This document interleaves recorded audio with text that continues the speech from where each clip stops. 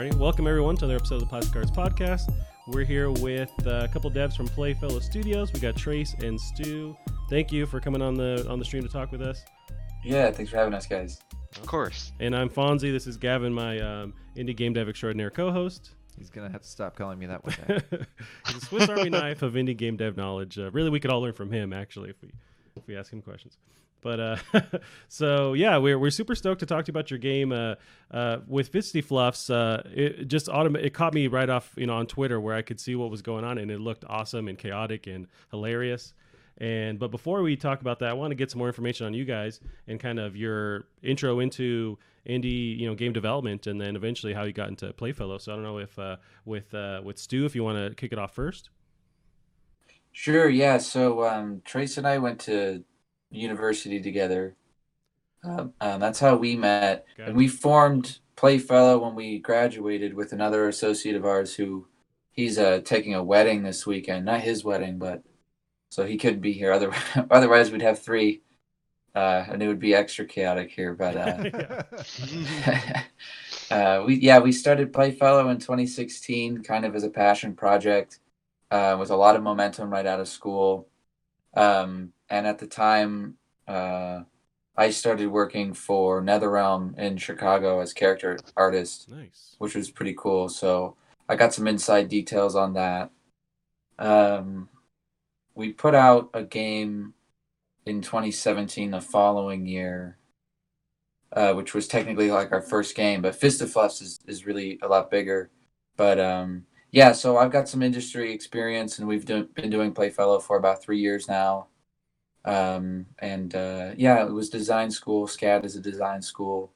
We did the game program, which is pretty good, but we also studied a lot of art history and a lot of painting. So we really made sure that we kind of were not just focused so much on game dev, which I think is really helpful for us too. Mm-hmm.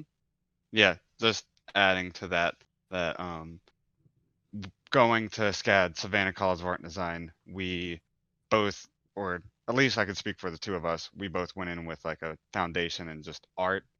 So going into school, I had more of a fine arts background, painting, illustration, printmaking, and I've actually like turned artist to more developer, which is its own challenge. But the skills we learned there definitely led us to like developing ourselves, and kind of when we were coming out of school, we wanted an outlet to just kind of make our own projects, because while we want jobs to pay money, obviously, we also are passionate about just making our own like games, artwork, whatever.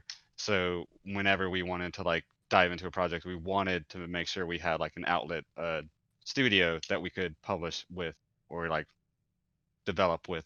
And that was kind of the groundwork, because similar to Stuart, right after SCAD I left, I was an intern at Adult Swim Games, Nice.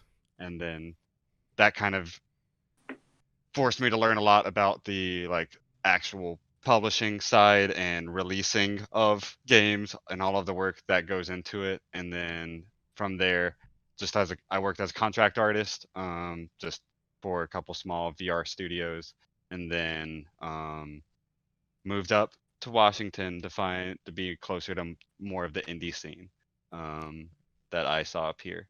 Gotcha. Where are you each individually located out of right now? Or like regionally, Yes, right Not now your I address am. or anything, but Yeah. I'm north of Seattle. I'm like. Okay. I'm living in like a cabin kind of out of the city, in northern Seattle area. Nice. So, yeah. I live in downtown Denver. Gotcha. Cool. Yeah, like the ballpark is right over there. Really? Yeah. Right outside the door. Pretty much. Yeah, it's pretty much. It's not actually construction. It's just people like hitting home runs outside of the door. Promotion. Well, they're building a new speaking- library right Yeah. here. Speaking of forewarning, I'll try to mute or cut it off, but where I'm at is like right next to a train tracks. Oh, really? So Okay. yeah, it's like train tracks and then ocean. So it's like Gotcha. Yeah. That's a We dope should have location. done this at where we used to do our podcast. Then we could have had dueling trains. Yeah, because we were above an old Yeah. train station. Yeah. Oh wow. It was a coffee shop train station thing. Yeah. No, that's to kind of go back to your starting experience. You know, it seemed like you guys quickly got jobs in the industry, quote unquote, where you're with NetherRealm, with Adult Swim Studios. Well, yeah. Did you find that maybe surprising, or you can kind of already tell your trajectory, getting your foot in the door that early on, or did that kind of come, and out of left field, or you could tell you're already on track? Yeah, I think Trace's situation. I think Trace was more on track. He did 2 consecutive years of interns with Adult Swim games, so it kind of was a good push for him. NetherRealm was kind of jumped out at me. I didn't expect it, but I'm from Chicago, and they're in Chicago, and I was just living in Chicago, and they had my application, so they kind of just rang me up one day and said, "Hey, we have a spot to fill." I said, "Yeah, cool, I'll be there." So no big deal. That's whatever. Yeah, it was kind of accidental. I was working in an art gallery at the time, so. Wow, nice. For me, while Stuart said it seemed like I was kind of more on top, I guess that's because to me it didn't feel like things were really coming together in it.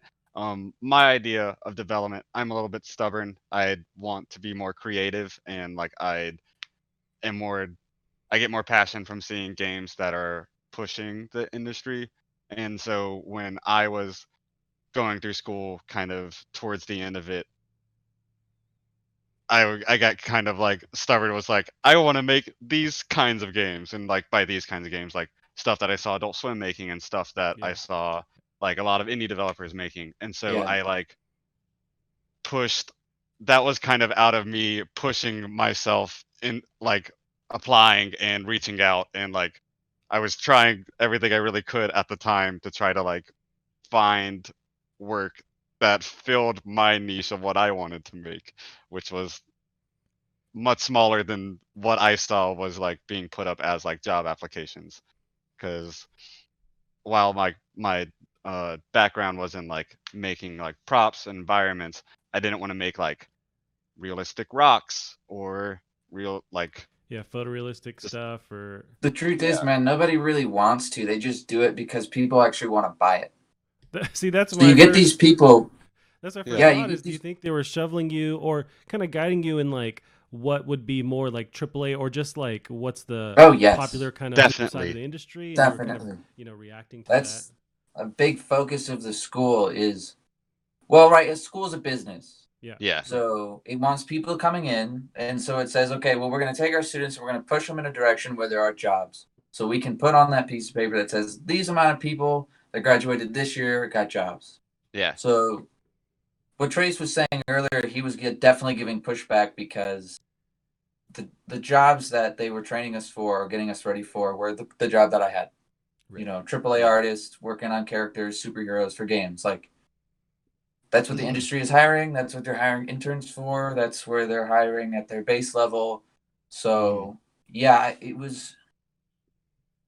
The school definitely pushes you that way. And most schools will do that too, because they see, like... Well, a big topic is substance painter and designer, which Adobe owns now, and I love it. That makes me so happy. It was going to destroy Photoshop. I love Photoshop. Substance was out to absolutely destroy Photoshop, and Adobe was like, no, we're gonna own this. Yeah. So they did buy it, I feel like but they've done that a few times. To scoop up different. Oh, definitely. Autodesk does it as well. All sorts. Macromedia, Flash. Did they? Yeah, that was Adobe eventually. Yeah, right? That's true. Flash. Yeah. I know the painting.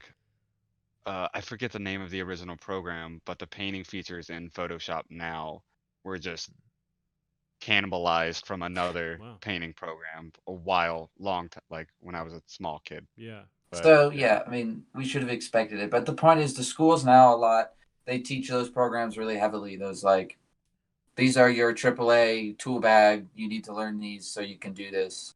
Mm-hmm. And as powerful as those are and as successful as you can be using them, one thing about what we do that we like more is we take a more artistic direction.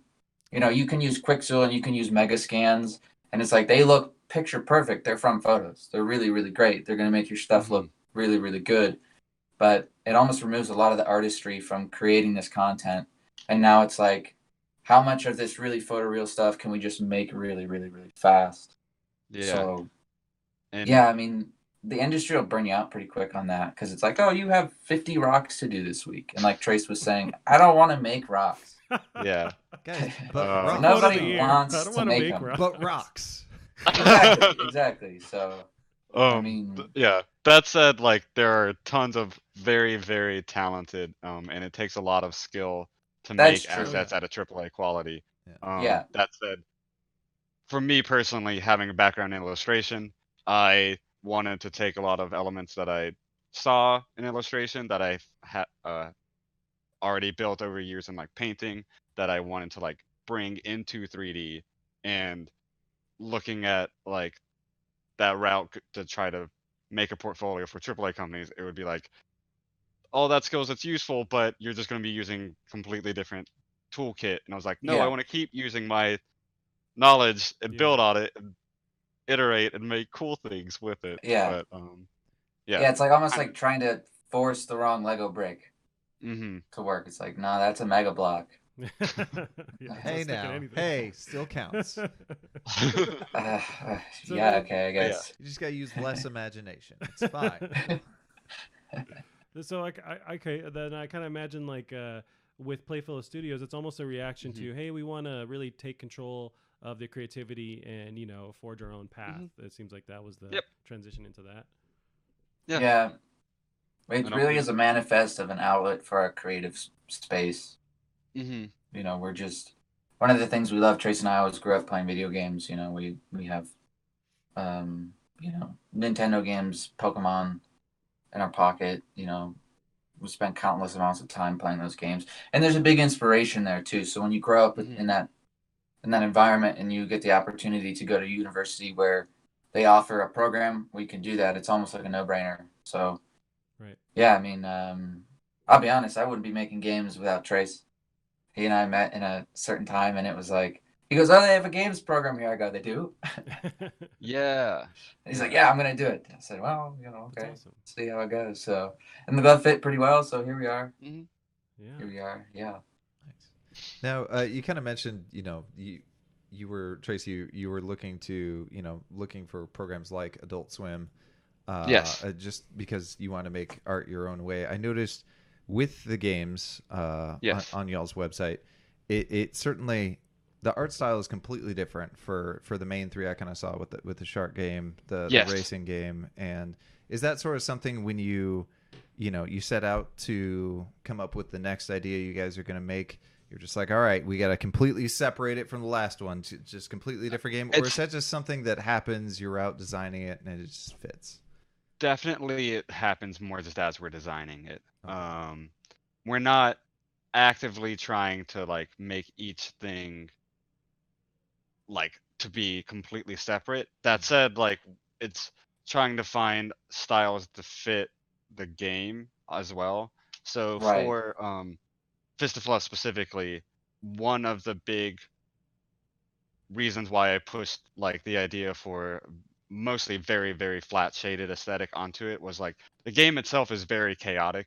So in designing it, my thought was that like having it be more like simplistic in the style and shading, it would make it easier for your eye to just see what was going on screen, and so just to make it pop and more colorful. Yeah, imagine if you had these 2K textures, like beautifully photorealistic in that CAD environment. Right. Everything would get blended together in this brown, whizzy mush, and your computer would fall apart. Be like, no, I can't. No, this is too much. So that said, the shark game you mentioned, you can see some iteration from that to fisti-fluffs.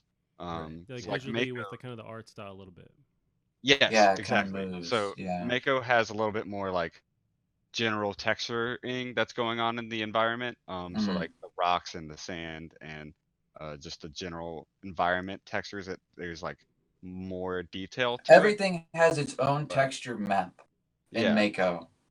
And in fisti-fluffs, there are like 8 textures for the whole thing. Yeah. Yeah, everything is. It's mostly. I saw your eyes there. color. You're like, how does that work? Yeah. Yeah, Yeah. we have a pretty special method where That was never my specialty in games. we're not really using a lot of textures. We're using a mask that has 4 quadrants to it: red, green, blue, and black and white. And you can use those channels to map a specific color onto specific parts of that object. Oh, So how does that benefit like the you really guys? old school way of kind of going about it? Very, benefits us very or, much. like, time saving? It's a lot. Oh, it's Yeah. so So for me, since all of the like in-engine stuff is pretty much runs through me. The only assistance I have is with sound implementation with the in-engine. But in terms of everything, like all the materials, it makes it so much easier for me to just like have an asset, have the UVs laid out in one of those like 4 quadrants he mentioned, and then just like in the scene set the colors for it. Because a lot of the times I want it that way because I don't know what colors would look best for the asset. Like it would depend how much it's used in the scene. Like, does the scene need more green? Does it need more warm colors, cold colors? And so that We just talk makes it about very that easy too a for lot. me. Color theory is really Yeah. important with a lot of the work that we do. So one of the reasons fisti-fluffs pops and is so recognizable is because we pay so much focus to the color theory. Our environment is a specific way, and the assets that are supposed to move a lot are a specific way for the reason of drawing out a specific emotion and attachment to it. Yeah. So we're always talking about exactly what Trace was saying. We don't know exactly how these colors are supposed to be when they go in, but when we get them in there, we can kind of tweak them around a little bit, and it's just great. We can make iterations on stuff. So in one level, we have the same one plant object. It's got 3-4 different material colors to it. So it looks like 4 different assets. So we save a lot on processing, a lot on memory, caching. Yeah. And a lot of time in the production pipeline too. Yeah. Gotcha. Right. Yeah. Probably We don't speeds up really load have to times. worry about having beautiful UVs. Yeah. They are. It definitely does speed up load times. Yeah.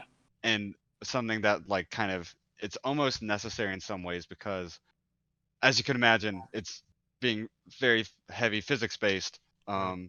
That alone takes a lot of processing or takes a good amount. So where I can save processing in other areas, I am trying to. Yeah. Right. And sort of a question about that physics base, and I swear anyone watching, I will unnerd this as soon as I can. But so it seems like it kind of compared to your previous games, the kind of inverse kinematics you're dealing with your animation system look a lot more intense, and those can tend to be really tough. None of the games we have actually use kinematic animations. Oh, okay. None of them. You kind of in this one. Continue. It yes and no. It's not a typical IK system, but you can. Okay. Yeah. So Mako, it's all spline based. We don't have any bones or anything in there. Yes. It's all just like the fish just kind of wobbles like that. And fisti-fluffs, technically, it is rigged, and there are bones. Yeah, that's why I said kind of because it is a rig. But we've told the engine, we say, okay, well, at the shoulder point here, it's going to make it so that when you flop around, it's going to remove kind of the bound to it. Gotcha. Well, yeah. Let me get into this because this is nerd stuff. But he does it. Yeah. So, a very very basic rundown of what's going on. Also to hold a little bit of secrets to me. But a very basic rundown is that it's taking an animation and then it is finding kind of based on a percentage what the state of the ragdoll would be based on that animation.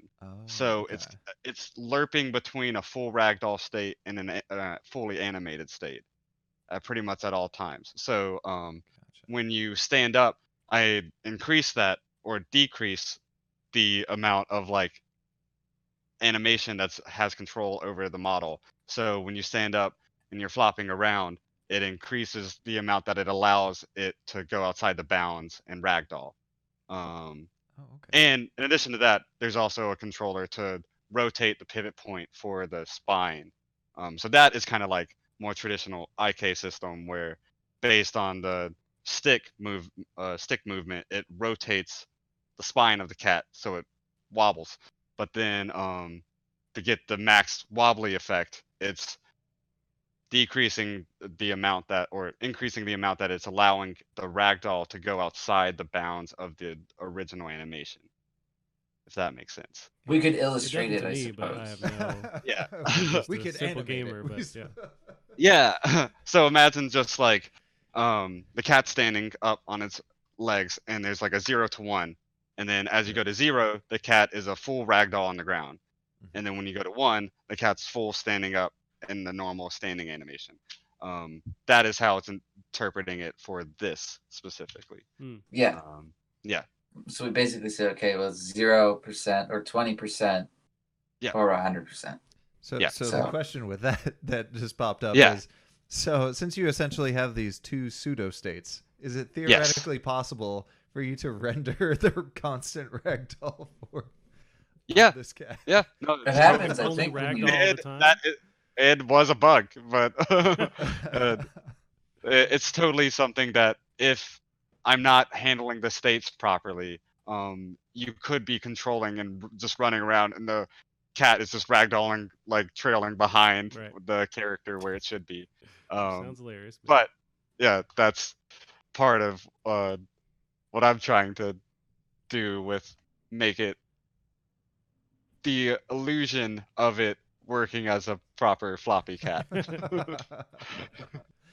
fantastic.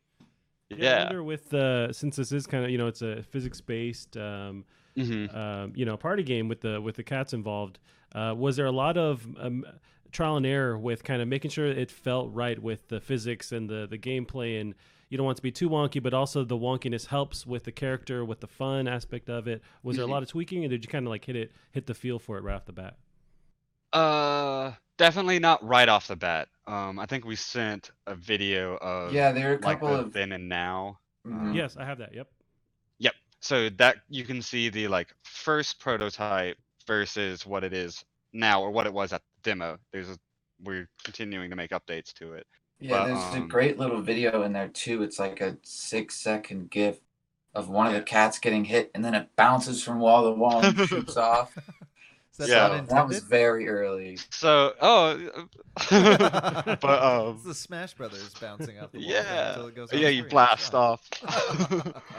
But so you could see the first trial kind of was iterating directly off of the Mako game, where it was more we were trying to set things up spline based, and started with the pause, and then I was like, to get like the body and the paws to wobble based on a spline would just be like way too much processing than I should be doing, like just for like a basic floppy system. And then I just started researching rigs more after that. But that we did a first draft of it with that kind of spline wobbly arms, and that kind of was the drive to keep pursuing the project, because setting that up and playing it was just like, this is dumb. I love it. But I definitely felt like what I imagined wasn't exactly that, even though the prototype was still fun. So I was like trying to get closer to like a full wobbliness, because I definitely I love seeing like procedural animations and physics animations, and this is kind of I mean, I guess all procedural animations are just fake, but it feels additional like fake, but it is working for the game specifically. So but after the first prototype, we hit it on the second attempt, but there has been a lot of tweaks to like the amount that the cats will wobble in a direction, the amount of control you have over like left and right rotation. The core system for the wobble was set up on the second round, but then it's kind of still a constant like tweaking of like, this might feel a little bit better, or listening to feedback from having people play the game. Gotcha. Now I wonder as well, with both of you working together, do you guys think you give each other the right amount of time to play test an idea enough before you say, you know what, there's nothing here, we kind of move on? Like, how does that kind of dynamic work with giving the right amount of time for an idea but not wanting to waste time on that idea if it doesn't still going nowhere? Yeah, that's a good question. We definitely definitely everything that I throw in the game, kind of, I don't know if this is just me impulsively, and I don't know if I should be doing this for everything, but I do. Everything I put in, I play test kind of immediately after. Gotcha. With developing it in Unreal, and kind of a nice thing about Unreal and Unity is just playing, just throwing something in, testing it immediately, and just being like, does this work? Does this work? Yeah. Mostly looking to see if it's just for bugs, but then also a lot of times just like, does this feel right? Like, Yeah. But we haven't had too many cases where we just like scrapped something. Most of the time, it's implementing it and then like, okay, how can we make this work? And then we'll like modify it to a degree where it's like more of a feature or less of a feature that is more or less prominent depending on like how much we want it to, like how well it's feeling or meshing with the other mechanics that we're putting in. Yeah, there are some games that we've started that it's like we've got the concept art down, we've got some story down, and we've kind of shelved it because there are other products that we feel are, okay, at this right moment, what we need is this next product. Yeah. Based on the availability of the people that we have, this is the project we need to be working on. So we do have some 2D games, and we have some games that are pretty sound heavy. And sound guys sometimes are pretty hard to get a hold of. It's kind of funny. Like, you can't call up a sound guy sometimes. They're just like, no, I'm not taking calls.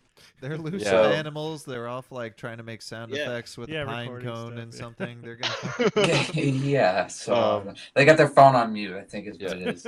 Yeah, that's a good point though. That with fisti-fluffs, it's mostly just like at this point iterative design. So it's just building off of what is there and like adding to it what feels good. Not definitely taking risk or just trying things out. If something doesn't quite work, right, we'll see. But there's definitely, before fisti-fluffs and kind of like as fisti-fluffs started, we definitely have like a ton of ideas for projects we want to work on and tons of half-baked prototypes that I'm sure other developers can relate to. And a lot of that is, there definitely are times where it's like, this idea would be great, and then you prototype it and you're like, oh boy, this is a mess. Yeah. This isn't anything. Or just put in your pocket for later. It's like, oh, one day we can, work One day when the right guy comes along and gives us a bunch of money to make it, we'll be like, okay, it's a bad game, but we'll make it, sure. Well, there was it's such a good way to do. I was watching this GDC talk, I think like 2 days ago, from Butterscotch Shenanigans about their iterative design process, and that was sort of their, like, we could spend 5 hours in the office arguing over whether this is a good idea or not, or we can try it in 2 hours. Yeah. And settle the argument right there.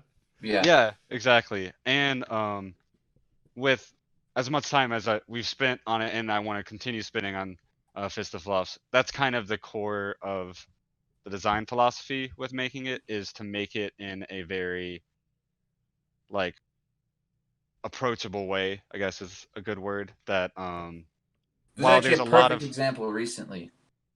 Sure. Oh, yeah. No, keep going. Yeah.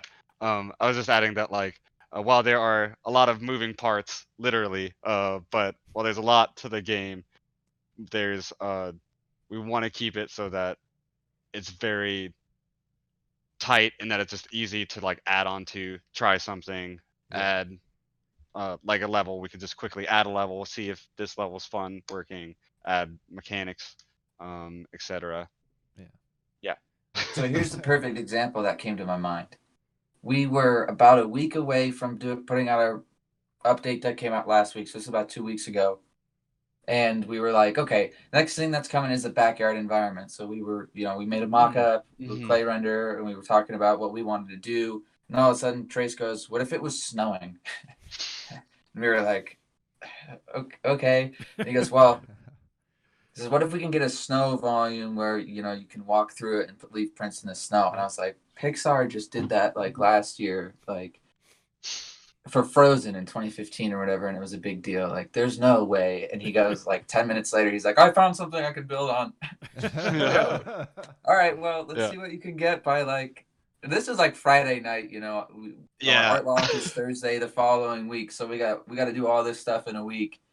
Yeah, and we had the level like pre-laid out for like close to a month, and then like a week before we were supposed to like hit our own personal deadline, I was just like, I wanted to snow because it was supposed to be just like a grassy backyard, and that's an idea for the future. But I was just like, and all the hats we winter have time, ready to go it for is summer appropriate for the weather.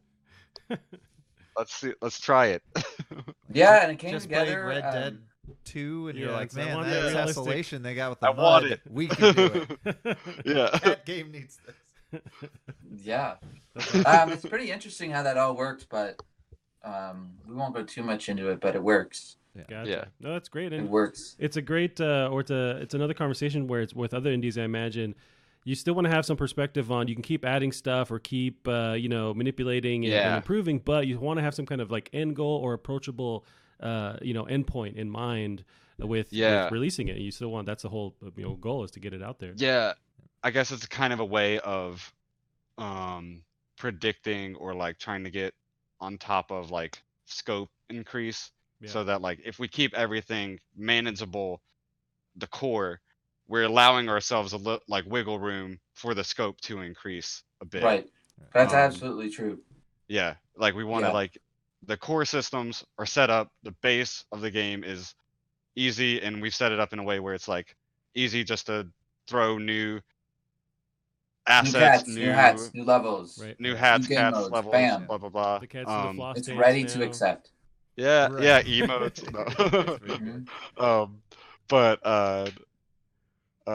Yeah, and so that because of that, we're like allowing ourselves room to like increase it, as you're saying, so that we're not getting too overwhelmed when we're like, oh, we want to add this, but we have to release this soon, and we don't want to push it back. We're trying to stay on top of that and like predict and like have everything done earlier or set it up in a simple way. We have a crystal ball. There you go. Yep.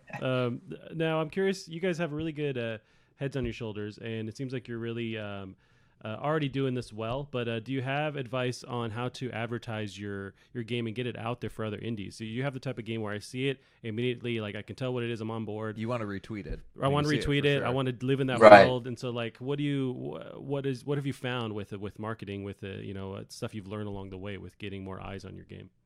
Yeah, so we talked about this a little bit the other day, and very directly, like to answer that question the most directly, the key to the success that we have is we are posting on Twitter every day. We have 2 people who are constantly talking to other people, liking stuff, interacting with the community, being like, hey, thumbs up on this, it looks great. So mostly him. It's like its own job too. It like, is.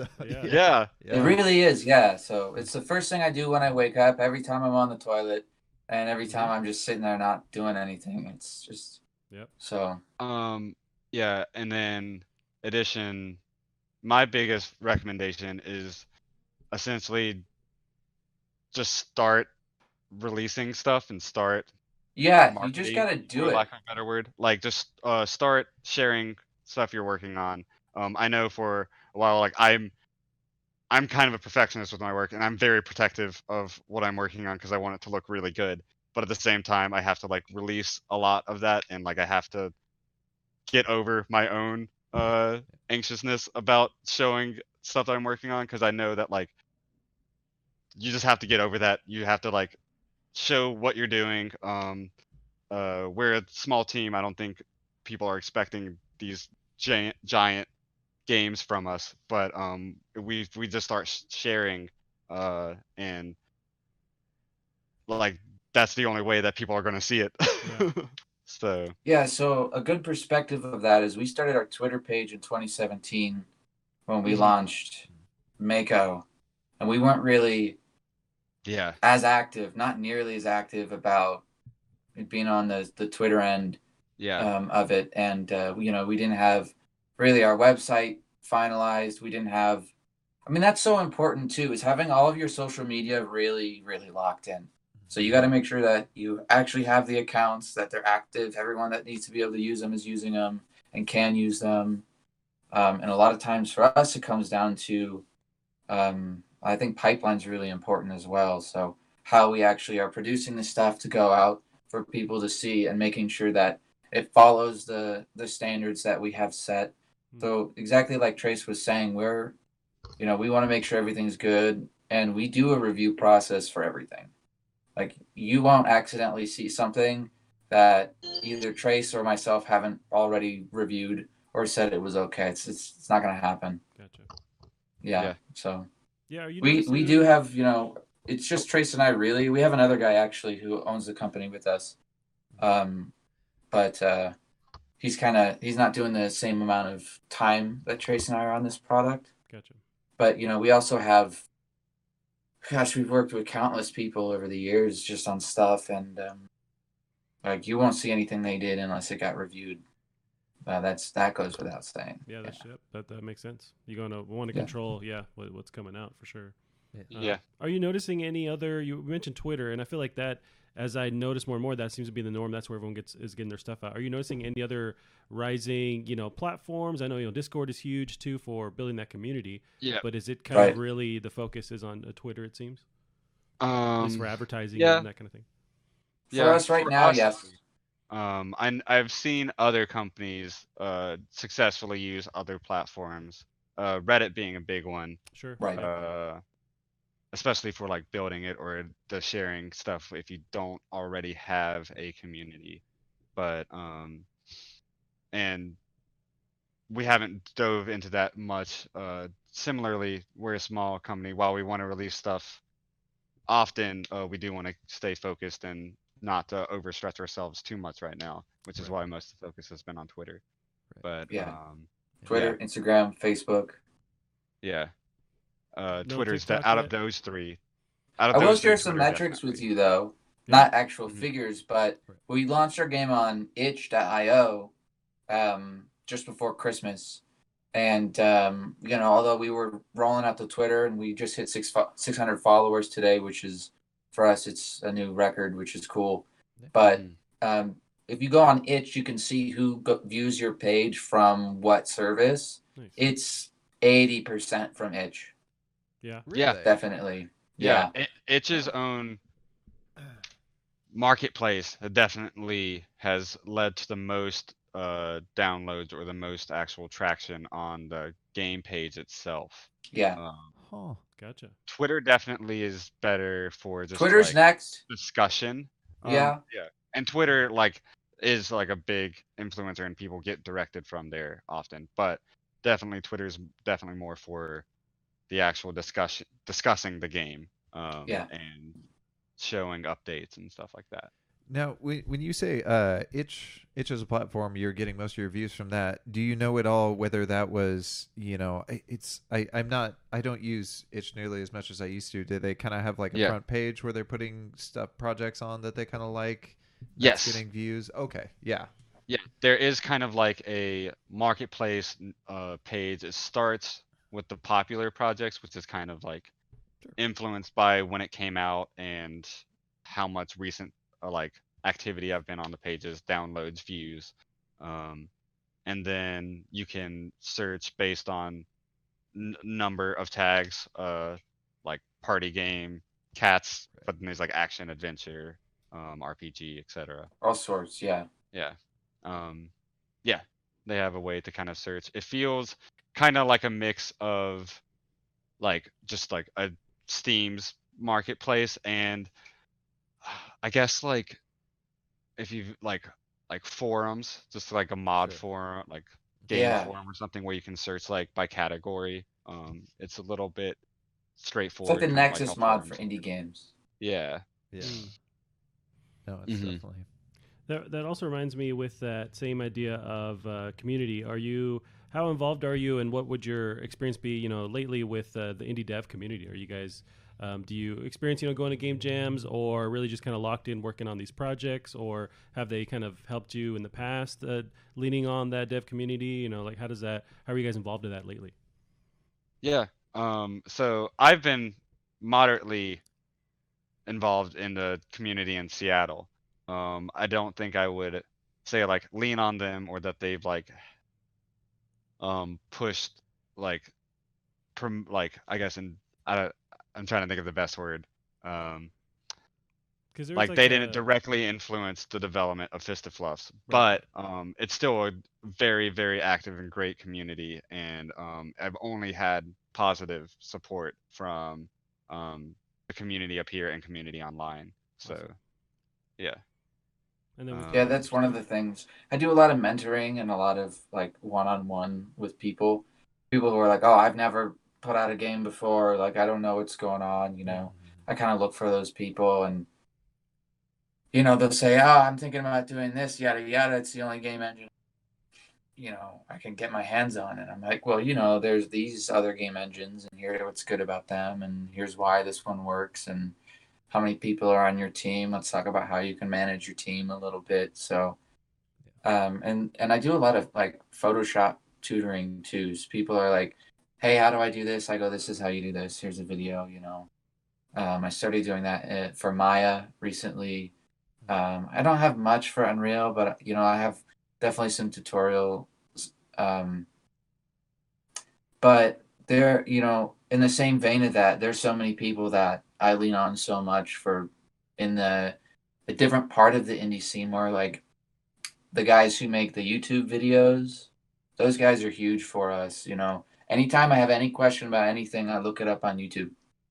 Yeah, that's someone's already done it, or changer. if not, I look on Unreal forums, or I look on wherever someone's put it out there. And what's cool about that bit is it's not just the indie guys. It's like you get real pros out there too, who are just trying to do some justice and let everyone know how certain things are done. So I respect that a lot, and that's probably like my main focus as far as contributing to the indie scene. I don't really go to meetups. Right. I'm really an indoor kid. I hear you. Back when you were still in Chicago, I know Chicago from my limited time there, just the indie scene there is absolutely insane. Did you get out to any kind of those events before you went off to school at all, or back when you were at NetherRealm? Before I went to school, no, I had no idea I was going to do games before I went to school. Okay. I was doing graphic design. I was doing like 2D animation stuff and a lot of painting. So I went to SCAD expecting to take photography. Oh, is there a train going by? Yeah. So I didn't expect I was going to be in games at all. So no, to answer your question, no, that never influenced me on the way to where I am now. But I have gone to some, when I was working for NetherRealm, I did go to some just kind of as, just to try it out, see how it was. And I don't know, maybe if I was just like being cocky or whatever, but I was kind of looking around and I was like, these guys don't actually know how to make games. And I don't know, it made me feel kind of weird. So instead of going to try and help, like get some thoughts on my game, I would go to try and help people with their game, because the way I saw myself was like, oh, your models aren't really all that good. Like, let's talk about modeling. I can help you get to the next level of that kind of thing. So yeah, I'm definitely game art over game design. I mean, Trace is your design here. But yeah, no, I didn't. I've gone to maybe 4 in Chicago. Yeah, it's pretty big. It is pretty big. A lot of the guys I used to work with were into it. Yeah. I wonder too, with you guys in particular, getting your foot in the door with these industry jobs and then kind of realizing, I'd like to have more control over what's going on. Do you sense that with any of your other indie dev buddies, your friends out there? Do you think you're seeing more of a change where more people are doing that, or is that that AAA studio machine, is it souping up more devs? How do you feel about that? I want to say it's 50-50. Yeah, it's hard to say. Definitely sheer number wise, there definitely are more people doing it probably now than ever.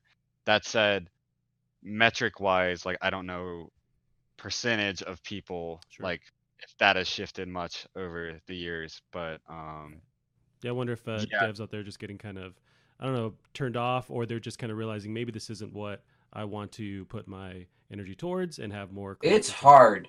Right. yeah, it pretty much anyone that I've worked with that isn't pretty much like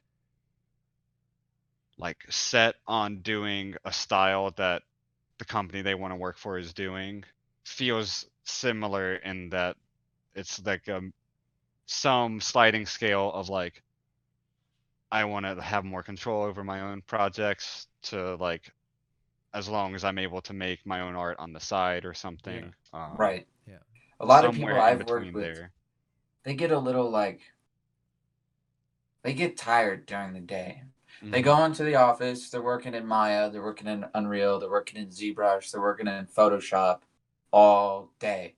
They have the same project open they had open yesterday because it's not finished yet, and they know they have to come in tomorrow and open the same project and keep doing it. When they come home, they don't want to look at Maya. Yeah. You know, so there are people who they want to leave that and go do their own thing. But a lot of people, there's this sense of like, well, if you work for the company, they're going to pay you. That's good. Instead of you having to go and pay yourself. So the people that I know that are still doing it, they're really caught up in that. They're like, well, the experience is really good, and the money is at least enough money to live. Where taking yourself away from that is a big risk to yourself. You never know what it's really going to look like. And a lot of people, the truth about it is there are a lot of people that really wish they could be indie devs and make their own product, but they just don't have the kind of management mentality to actually get the project done. And they don't know how to break the project down so that they can reduce the scope. So the example with fisti-fluffs, we built our core and we made it so everything stacks on top of it, and we are stacking things on top of it. A lot of people, what they do is they go very linearly. They go, okay, here's the beginning of the start, and here's some of the other stuff, and here's some of the other stuff. And about 2.5 years later, what they have to show is like this, and then some kind of weird thing. Right. Doesn't have legs. So I think there's definitely a learning bit to how a product gets made. And a lot of the industry people, they really get to see that. So when they leave, they kind of have a good idea, good head on their shoulders about at least what it takes them a full work days to do. But yeah, a lot of the people I work with, they're still doing it. Good on them. I respect them for it, but I don't know, man. I can't do it. There's something about working for a guy who, when he comes around, is just like really upset and really stressed out all the time. Oh yeah. And is like, why isn't this done? And it's like, because it takes 60 hours to do. Like, set your deadlines better. Yeah. Yeah, I mean, that's a little bit of a part of it too. Is when you work on a team like that, your manager is responsible for actively making sure that your time isn't crunched or too spread out, and that's really important. And I think a lot of companies, so I've heard, I've only worked for a few, but so I've heard really they don't promote the right person to do that. Right. So you get this weird like hierarchy in a lot of these big companies, and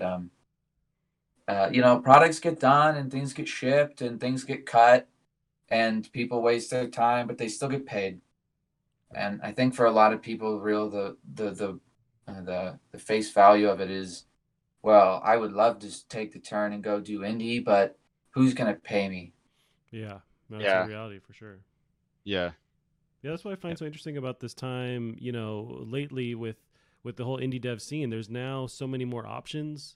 And as far as like what platform you release on or what tools you're using and getting your own word out there, it's like now might be the best time if you're going to do it. There's tons of risks, tons of like stuff involved. Oh yeah. But there's a path now. The weird thing, we're finally in a state where indie devs actually have a bit of mass appeal.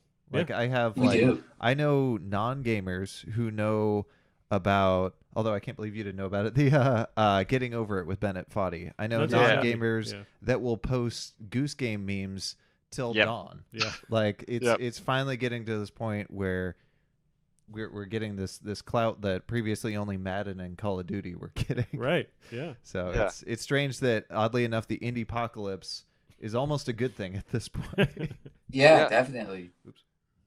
Yeah. Only thing that I was going to add is that like I definitely, with the accessibility of tools and everything, that's been a big push for me personally, and can attest to that has pretty much, while job scene is definitely more stable. It seeing and having all the tools available to me, I just like, when I was working a job, I was just like, I just want to go back and work from home. Like I have everything I need. Like and definitely think now is the best time to at least develop for yourself. Like it's definitely something I would say is driven by passion more than anything. But yeah. Those projects, definitely. I imagine, that end up standing out too. Those passion projects, like stuff like you mentioned, Goose Game, which is on my thing of my questions here, because there's these games where you put so much passion, creativity into it, those shoot to the top because there's so much thought behind it and so much creativity behind it. So I feel like the industry at large is rewarding those people that are going out of left field and swinging and creating something new, something special. It shows that people definitely. Yeah. I bet you I could count on my one hand how many people who work on Call of Duty are actually passionate about making Call of Duty. There's definitely a few. Yeah. Oh, yeah. But then you have the person who's doing just the gun texture, for a year, and it's like the rocks. The rock texture. Yeah. It's like, and you need everyone in there, but you can be a cog in the machine sometimes. You know what? That company has made 1,000 Call of Duty games. I hope they're recycling rocks at this point. Rocks are not getting next gen at this point. Yeah. Well, here's the thing. They just started photogrammetrying rocks. EA started doing that in with Battlefield 1, which was 2017, I think. There he is. Yeah. And so they might have been up until a couple of years ago, but no, dude, it's all new content. Because they send a team of 3 guys out, and they go and make 1,000 rocks in a week. Jeez. So you want to be a game dev. That's how it works. Yeah. Because there are programs. There's Agisoft, which, and Autodesk has one now, where you take all your photos around your thing in a nice pattern, and then you tell it, okay, these photos were taken in this pattern, and it lines it up, and it goes, boom, there's your thing. It takes 20 minutes, Yeah. And then there's a reduction process, but you can just use Simplygon at this point, man, and just, you can do 1,000 rocks in a week. That's actually realistic. Now, can those tools also benefit indies too? Can they also get? Oh yeah. So now they can also benefit from the speed and the innovation with the other side of that. Oh, we definitely are. We use a decimation feature for a lot of our meshes. Most of the content in fisti-fluffs has gotten to at least 1 million polygons. Oh wow. Well, before I decimate it, but stuff that touches, stuff I make. Yeah, we get the nice shape and we build it out and we blow it out to a ridiculous scale, and then we reduce it all the way down. So. It definitely is. Yeah, dude. Simplygon that I talked about a second ago is a huge program. I'm pretty sure it's free. If you have like a really high polygon mud box mesh, or you get something online and it's like, let's just say you find some guy's Superman and he's like 200,000 polygons. Well, you can't put that in your game. It's not going to work well. Yeah. So you just run it through a program like Simplygon. You get it down to 2,000. It looks kind of weird, but it preserves UVs. It makes everything look right. Your same textures are going to go right on top of it. Animation might be a little funky, but definitely can benefit indies. A problem about it is not a lot of... I think largely the indie community isn't people who've worked in the industry before. Like maybe some of it is, but a lot of the people I see are like... I'd argue against that. You think so? In my experience, there's a healthy mix of people that have been in and out of the industry. Well, regardless, there's still tools that I don't think a lot of people know too much about. Right. There are definitely tools out there. I would also say there's also kind of 2 industries you're pulling a lot of people from, because I'm seeing a lot of people that were just like for Unity C# developers. They're like, well, I know C# like the back of my hand. I can make a game. It's like, oh, do you know how collision's gonna work? Because it's about to get real messy. Yeah, that as well. I've seen a lot. So there definitely is. Everyone has their own little bit of challenge with it, but being inside a big company, you'll learn a lot.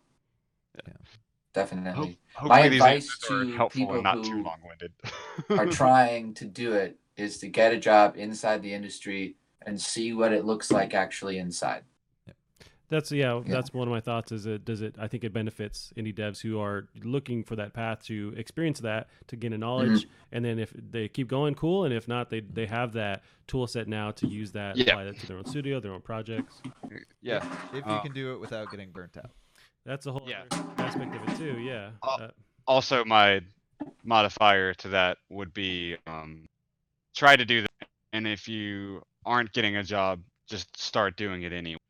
So yeah, do it anyways. Start using tools. There are places out there where that like there are cheaper licenses, like Maya has Maya LT.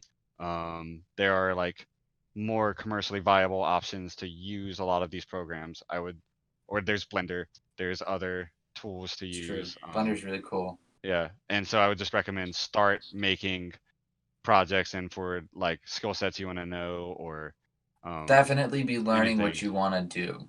Gotcha. Yeah, and definitely. Yeah, that's kind of what we're all about too. Because I would say though, establishing yourself as a company is a bit of a catch-22, and this is a personal experience. I was living in San Francisco last year, and I interviewed for countless AAA companies out there, and every time they'd be like, "What is Playfellow Studio?" And I'd have to be like, "It's this company that I own. We're not competing with you. We have a different market." And then they were like, "Well, this is probably going to be a problem." And then they would just slide my app away after the interview, Yeah.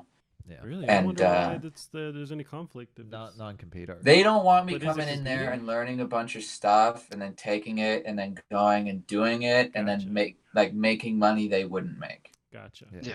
Most companies will make you sign a non-compete or NDA or something like that. So or both. Yeah. There's way worse out there. Gotcha. Yeah. So really, that's a bummer to hear. Yeah, I mean, if you are like me and you are getting interviews with places, I would recommend not telling them about your indie company. Gotcha. If you want the job. Through your teeth. I mean, you can just withhold information. There you go. You That's got memory. Just lie. It's fine. That gives legal advice. So How Matt? Like, I signed it already. It's fine. Yeah. Something I'd like to talk about. So I don't think we've talked to anyone yet that's making a party game, and I think party games are to a certain degree, while they're making a comeback. Or they had that like kind of comeback when what was that Samurai Gun came around, so they kind of they came back and then they went away, and they're kind of making a comeback again. But they were a bit of a lost art for a while, and I know one of the biggest things, one of the hardest things with them is accessibility and making so that I mean, with your game the way it is, fisti-fluffs, you set that up at a party, you put out 4 controllers. People can see that from across the room and go, I can do that, and then walk up and start doing it. Creatively though, has that kind of limited you? Have you like tried something out and you're like, people aren't getting it, we tear out this thing you really want? Are there any kind of stories that have popped up from making this as accessible as it is? Oh, totally. I definitely wouldn't say it restricted me though. I definitely would say it's for the best by far. Best example for that specifically, my initial design for the control scheme was you hold both the controllers, then each stick controls each of the paws independently. That did not test well. But that is crab. way. But fight crab. Yeah, I was like, it's like there's like it's like it would add a layer of like weird complexity that like would be fun in my mind, but then showing people and then playing it, especially so one of the like biggest help for me is having people that don't play video games play it. And so I would give it to a friend and she would play it and just be like, this sucks. This doesn't, I don't get it. What? And so, and that for me is like, okay, something is wrong with how I'm thinking about it. And then I try to find somewhere at this, it evolved from there to you hold just the right trigger, and then you wag the paw, to what it is now where you just wag the right stick and then that immediately wags the paws in different directions. And that has hit a point where it's like, in hindsight, like, yeah, that makes sense. That's the most logical way to do that. But at the I wouldn't have gotten there without having people see it, having people play it, and trying to make it more accessible to more people. Yeah, I definitely would say that the playability of the game, for the most part, got pretty locked down before we put any time into art. Yeah. One more side story that evolved from that as well was I guess the core idea I always wanted to be simple, so I wanted it to be accessible, but from having people see it and like play it, there was a lot. It hit like a stale point early on where when it was just floppy cats, it there was like a point where it's like people would get it, but then it'd be like, oh, there's nothing really to do, and then they'd stop playing quickly. So it'd be like people would play it, be like, haha, cool, and then like, okay, and put it down. And I didn't want that either. I wanted it to be, as you said, like people to see it, be like, oh, like I want to do that, even if it's just for like a game or two, and be like, oh, that was fun, and like I want them to be leaving with that feeling instead of like, oh, I got stale kind of. And so from hearing that, that's when incorporating more in the environment was like put into the game, where just like adding objects, adding like streaks to indicate objects that would damage you, and make it feel how I described it, like more like the pinball effect, where there's like a bunch of moving parts and like things happening, and that kind of like lights up your brain in a way where it's like, ooh, cool. Yeah. I would. There are some things where like I have heard people that might want it to be like more competitive. There's like ideas there that I've heard and had myself, but I'm not against trying some more things for that idea, but I definitely like where it's at now and would like it would be, that would be a careful balance for me, and I guess that would be kind of restricted, but more it introduces like obstacles that would need creative thought to have good solutions to. Gotcha. Yeah. Yeah, and you started off with that idea of this party game seemingly being like limiting you because you want it to be more accessible, but really it kind of created a focus for creating the mechanics and the design aspect to it. So really, it's not limiting you at all. It's giving you more of a direction to go in. Exactly. And like lightly touching on the original idea behind the game. As you saw, Sausage earlier. Yeah. Sausage and Jelly Bean are my own personal cats. And the core of the game was designed around honestly watching them like tussle with each other because they're both very weird cats. Sausage is the smartest cat I've ever seen, and Jellybean is the sweetest cat I've ever seen.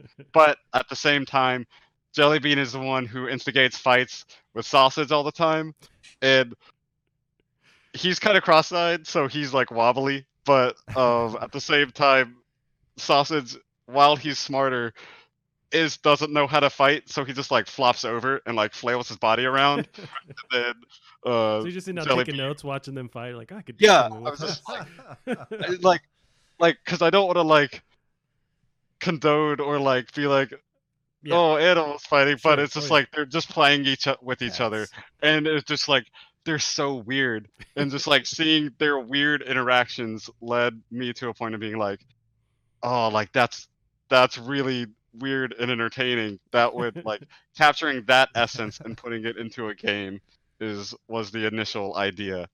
So I wanted to really play up the weirder aspects of weird physics, weird setting, blah blah blah, to capture the same feeling that I saw my two weird boys have. That's awesome. I would encourage with this final release of the game, like I imagine or remember playing Tony Hawk's Pro Skater, the original. Eventually, you can unlock a video of the devs trying to kickflip for the first time. It was just a fun Easter egg, and so I would love to see the cats fighting. Well, no, not the cats fighting, but at least some pictures of Sausage hanging out, something fun. But it'd be cool to see unlock, actual footage of some cats. I mean, you can't go wrong. If you do that. I think the cats fighting would be cute. Maybe it's I don't know. My cats fighting was always cute. Yeah. It's cute when it's obviously just Yeah. like they're playing. There's a clear delineation between like playtime and angry They cats. have the red eyes, and they're like, Right. Exactly. They have lasers. They Peter will get upset, but they get upset at everything. So it's fine. yeah. No As long as animals were I hurt do my when best making this. effort to keep the focus on fun and like obvious. No, you can tell with this wacky game for elements. sure too. It's out Yeah. of love, and it's just fun. Yeah. Yeah, that actually reminds me. There are specific things that we veto. So like, we purposely didn't put a lawnmower in the backyard because we didn't want our game to be the game where you smack a lawnmower across the yard and it cuts off a cat's head or something. Yeah. Sure. Or like, yeah, even if it actually didn't, like that implication was like, I don't want that. I don't want anything actually dangerous. Everything is just like boxes and like lawn chairs, snowballs, like yeah. No, yeah. I got a good snowball knockout though the other day. Oh, really? That was pretty good. Yeah. Yeah. No, that's funny because it's a clear. I mean, it's a it's a hurdle, it's a struggle, but you can, if you have a clear narrative design or creative design, you can make it so this is obviously kind of vibe or a feeling where like this is all for fun. This is almost like cartoonish. There's nothing. Yeah. Just it's innocent. It's innocent. Yeah. Exactly. So you guys have clearly created that, but that you need the right minds or the right people to work that out because if you just kind of react, it could look that way. So you have to really it definitely takes a conscious effort. Like right. That's awesome. Well, I mean, we've been in an hour, guys. I think we're gonna let you go. Gavin, any ending questions or comments? I just had two things that I wanted to know. Sure. If one, if it's a reference, and then all right. So I'll just say it. So your kind of character select screen with the cat carriers dropping down and then they break and you see your cat. Is that a reference to? In my mind, I think Vigilante 8, but is that a reference to a different kind of game with coming down and crashing and have the thing? Not at all. Not at all. I want to look up what Vigilante 8. I'm not sure. I think they do that in the game, but I swear it was like a car combat game, like what's the one with Sweet Tooth? Like Twisted Metal, but not like a Twisted Metal or something like that. Just how they arrive. So, yeah, that's kind of funny. Growing up, I loved Twisted Metal and Burnout. There might be a subconscious level. I mean, I played so many games. That's art. I man, can't. I was building on stuff. Yeah. I can't 100% say that I was not influenced by it because, like, I played so many things. At the time of making the cat selection screen, it's what felt right, but that it definitely is evolving on generations of party and fighting games of just like the selection screen. Gotcha. So. Yeah. The other one. This was the kind of gameplay itself, like running around in this 3D almost isometric environment, like throwing stuff. Was Power Stone at all like a pretty big inspiration for this game? Power Stone itself, no. So the biggest inspiration, I mean, honestly, would be Gang Beasts. Would be probably the closest. Okay. That said, Gang Beast might have iterated on previous. Oh, I see Power Stone. I know this. I didn't realize it until Gavin brought it up, but yeah, there's it's. I feel like a lot of games kind of took something from that or built upon that. But I'm looking at Gang Beasts now too, and that's I love that idea. So I could definitely see something from that too. Right. Yeah. Well, and I think the reason I thought Power Stone is because like when I think of Game Beasts, like you're barely beating someone. Like this, it seems like it's a bit floppy. Like it's a little bit more skillful. You're grabbing stuff from across the room. It seems a little bit more like of an active. Fighter. Definitely. It and takes that was skill, definitely. Yeah, that was kind of an initial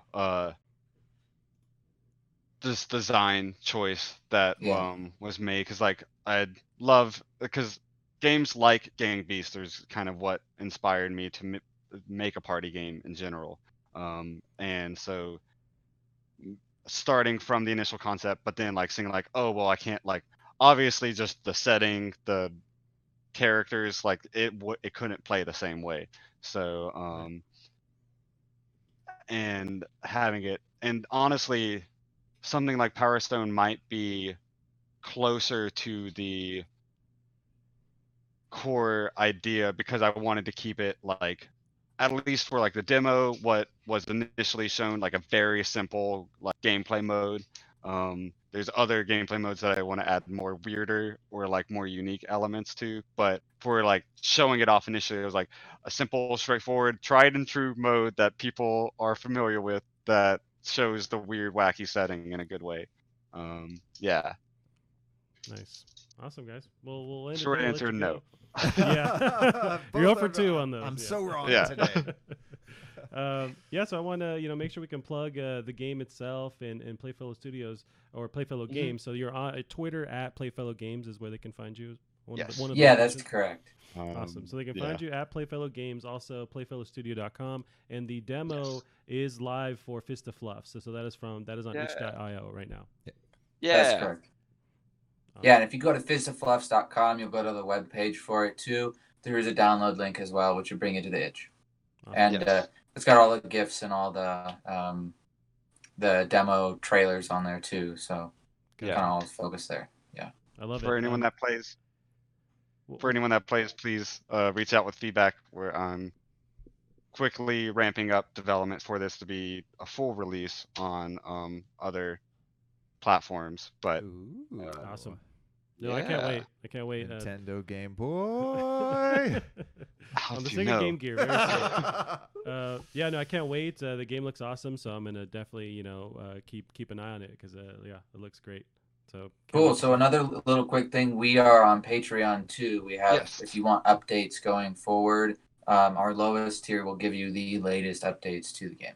Gotcha. Yes. Awesome. Yeah. So that is how to get the updates in progress. The idea is the Patreon is to kind of help and just support us in an additional way, and then that is the only way to get the in progress builds before the full release. So monthly builds for the game. Awesome, guys. Well, I appreciate it. We'll let you go, and we can't wait to see more on fisti-fluffs. Yeah. Okay. Yes. Cool, guys. Thank you very much. Talk to you later. Appreciate it. Great. Thank you so much.